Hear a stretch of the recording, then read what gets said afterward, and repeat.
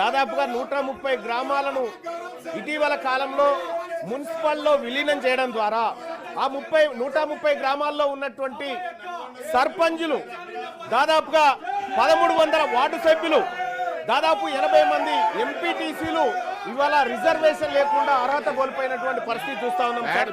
అందులో దాదాపుగా బీసీలకు 634 మంది బీసీ సభ్యులకు బీసీ అభ్యర్థులకు సో ఇట్లా బీసీలకు రిజర్వేషన్ అమలు కాక ముందుకే ఉన్న రిజర్వేషన్లు పోయినటువంటి పరిస్థితి ఈ మున్సిపాలిటీలో విలీనం ద్వారా జరిగింది అధ్యక్ష. సో అధ్యక్ష, అత్యంత బాధాకరమైన విషయం ఏంటంటే మా బీసీల గోడు వెళ్ళబోసుకుందాం, బీసీల గోడు సభకు వెళ్ళబోసుకునే టైంలో విపక్ష నాయకులు బీఆర్ఎస్ పార్టీ నాయకులు ఈ విధంగా వ్యవహరించి బీసీలకు సంబంధించినటువంటి అంశంలో వీళ్ళు చేస్తున్నటువంటి కార్యక్రమం ఏదైతే ఉందో అధ్యక్ష, ఇది బీసీలకు మోసం చేసే కార్యక్రమం తప్ప ఇంకొకటి కాదు అధ్యక్ష. దయచేసి బీసీల విషయంలో బీసీల టాపిక్ వచ్చినప్పుడు బీసీల బిల్లు పెట్టినప్పుడు కొద్దిగా సంయమనం పాటించాల్సినటువంటి అవసరం ఈ సభ వీళ్ళకు ఉండే సార్. కానీ ఆ ప్రయత్నం ఏం చేయట్లేదు.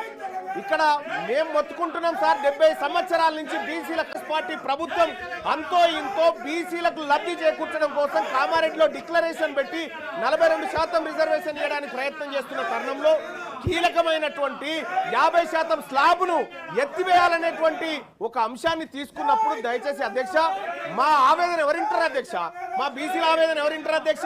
ఈ నాయకులకేం పట్టింపు లేకుండా పోయింది. కనీసం మా బాధ వినాలి అధ్యక్ష, ఈ సభ వినాలి, ఈ సభ మా బాధ వినాలి, ఈ సభ మా బాధ అర్థం చేసుకోవాలి. 70 సంవత్సరాల నుంచి మాకు అన్యాయం జరుగుతుంది సార్, స్వాతంత్రం వచ్చినప్పటి నుంచి. కనీసం సార్ ఇక్కడ దాదాపు 634 బీసీలకు అవకాశాలు పోయినాయి సార్ ఇది అమలు కాకముందుకే. సార్ ఇంకొకటి సార్, కాంగ్రెస్ పార్టీ ఇప్పుడు 42% రిజర్వేషన్ ఇవ్వడానికి నిజంగా ఇప్పుడు అమెండ్మెంట్ చేస్తా ఉన్నాం, ఈ బిల్లును సరి చేస్తా ఉన్నాం, స్లాబ్ ఎత్తేస్తా ఉన్నాం కదా, దీనివల్ల కూడా సాధ్యం కాదు సార్. ఇది కూడా కేవలం మేము పని చేసామని చెప్పుకోవడానికి మాత్రమే పనికొస్తుంది తప్ప సార్ దీనికి 2 హార్డిల్స్ ఉన్నాయి సార్. ఒకటి సార్, ఇప్పుడు మనం ఇక్కడ 50% స్లాబ్ ఎత్తేసినప్పటికీ గవర్నర్ గారు ఆమోదం అవసరం సార్, గవర్నర్ గారు సంతకం అవసరం. ఒకవేళ అది దాటినా కూడా మళ్ళీ హైకోర్టు, మళ్ళీ సుప్రీంకోర్టు, మళ్ళీ ఇందిరాసాని కేసు అడ్డం వస్తుంది సార్. ఇందిరాసాని కేసు అడ్డం వచ్చినప్పుడు పరిస్థితి మళ్ళా మొదటికి వస్తుంది సార్. ఆ రోజు మనం ఈ ప్రజలకు ఏం సమాధానం చెప్తాం సార్? 42% రిజర్వేషన్ ఇవ్వడంలో అన్ని పార్టీలు ఫెయిల్ అయిపోయినాయి, ఈ ప్రజలకు న్యాయం చేయడంలో అన్ని పార్టీలు విఫలమైనాయని చెప్పదలుచుకున్నామా సార్ ఈ బిల్లు ద్వారా? అందుకోసమే దయచేసి అధ్యక్ష నేను ఈ సందర్భంగా ఈ సభ ముందు కొన్ని అంశాలు పెడతా ఉన్నాను సార్.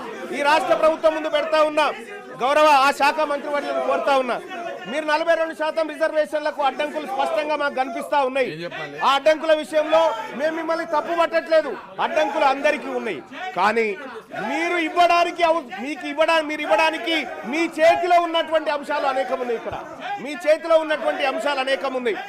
బీసీ సప్లాన్ తీసుకురావడానికి సుప్రీంకోర్టుతో పంచాయతీ లేదు, మనకి కేంద్రంతో పంచాయతీ లేదు. కాబట్టి బీసీ సప్లాన్ విషయంలోనైనా మీరు చర్యలు తీసుకోండి. బీసీలకు కామారెడ్డి డిక్లరేషన్ ప్రకారం ప్లీజ్, ఒకవేళ కాళేశ్వరం విషయంలో మన హౌదులో కూడా చర్చ కావాలన్నప్పుడు నేను తప్పనిసరిగా ప్రభుత్వంతో మాట్లాడతాను, నెక్స్ట్ సెషన్ లో పెట్టమని చెప్తాను. సార్ ఇక్కడ సార్ బీసీ సప్లాన్ విషయంలో సార్ ఈ రాష్ట్ర ప్రభుత్వం తక్షణ నిర్ణయం తీసుకోవచ్చు సార్. చేయదలుచుకుంటే బీసీ సప్లాన్ను ప్రతి ఏడాది 20,000 కోట్ల రూపాయలు బీసీల సంక్షేమానికి ఖర్చు పెడతామని కామారెడ్డి డిక్లరేషన్ లో కాంగ్రెస్ పార్టీ చెప్పింది సార్.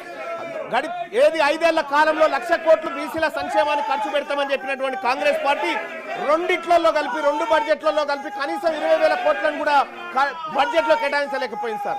ఇక్కడ వివక్ష కనిపిస్తా ఉంది సార్. ఇది జయంగా కాంగ్రెస్ పార్టీని అడ్డుకోవడానికి ఏ శక్తి లేదు సార్. మేమందరం సపోర్ట్ చేస్తాం సార్ ఈ విషయంలో. అలాగే సార్ ఇంకా ఎంబీసీ కులాలకు సంబంధించినటువంటి సంక్షేమ విషయంలో కూడా ఉన్నత విద్య కోసం 10 లక్షల రూపాయలు పూచీకత్తు లేని వడ్డీలు రుణాలు ఇప్పిస్తామని కాంగ్రెస్ పార్టీ హామీ ఇచ్చింది సార్. ఈ విషయంలో కూడా కాంగ్రెస్ పార్టీ ఏ విధంగా కూడా చిత్తశుద్ధితో పనిచేస్తున్నట్టు కనిపించట్లేదు సార్. అలాగే సార్ అన్ని జిల్లా కేంద్రాల్లో 50 కోట్లతో convention hall, press club, study circle, library, క్యాంటీన్లతో ఉన్న ప్రొఫెసర్ జయశంకర్ బీసీ ఐక్యతా భవనాలు కట్టిస్తామని చెప్పారు సార్. అక్కడ కూడా సార్ వీటిలో ఎక్కడ కూడా ముందడుగు పడలేదు సార్. ఎక్కడైతే హార్డీలు ఉందో అక్కడ పైన ఫోకస్ చేస్తూ ఉంది రాష్ట్ర ప్రభుత్వం. కానీ చేయాల్సిన పనుల విషయంలో మాత్రం కొంత నిర్లక్ష్యంగా ఉండడం బాధాకరమైనటువంటి అంశం సార్.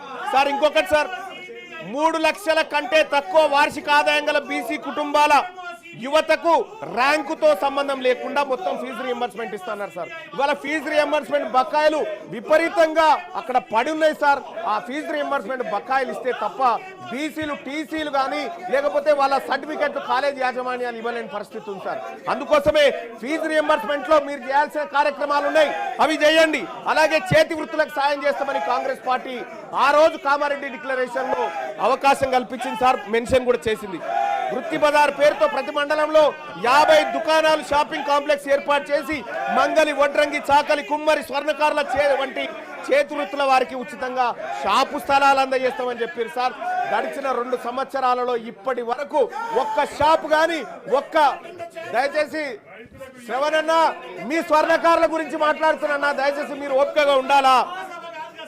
బీసీ కార్పొరేషన్లు ఫెడరేషన్ల కింద నమోదైన ప్రతి సొసైటీకి ఎన్నికల నిర్వహణ 10 లక్షల ఆర్థిక సాయం అని చెప్పారు సార్. ఇప్పటి వరకు చేయలేదు. నేను అడుగుతా ఉన్నా, గౌరవ మంత్రివర్యులను అడుగుతా ఉన్నా, మీరు అమలు చేయడానికి మీరు ఇవ్వడానికి సిద్ధంగా ఉన్న అంశాలు అనేకం ఉన్నాయి ఇక్కడ. వీటిని చిత్తశుద్ధితో అమలు చేయండి.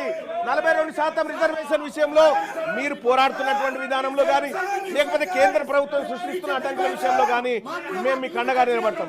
కానీ మీరు కామారెడ్డి డిక్లరేషన్ లో ఇచ్చిన ప్రతి అంశాన్ని అమలు చేయడంలో మీ చిత్తశుద్ధి సరిగా లేదని నాకు అర్థమవుతా ఉంది. అలాగే అధ్యక్ష, ఇక్కడ మంత్రివర్గాల విషయంలో మా బీసీలకు ఇంకా మంత్రివర్గాలు పెరగాలన్నటువంటి అవసరం ఉంది అధ్యక్ష. మా బీసీలకు మంత్రులు పెరగాలి, మా బీసీలకు అవకాశాలు పెరగాలి, మా బీసీ సర్పంచ్లకు, మా బీసీ ఎంపీటీసీలకు, మా బీసీ జెడ్పీటీసీలకు అందరికి కూడా అవకాశాలు మెరుగుపడాలి అధ్యక్ష. Don't come to this please. మీకు మైక్ ఉంది, మీకు మైక్ ఉంది, అక్కడ వెళ్ళండి ప్లీజ్. మీ మైక్ మీ సీట్లో కూర్చొని మాట్లాడండి ప్లీజ్. అక్కడ వెళ్ళండి ప్లీజ్.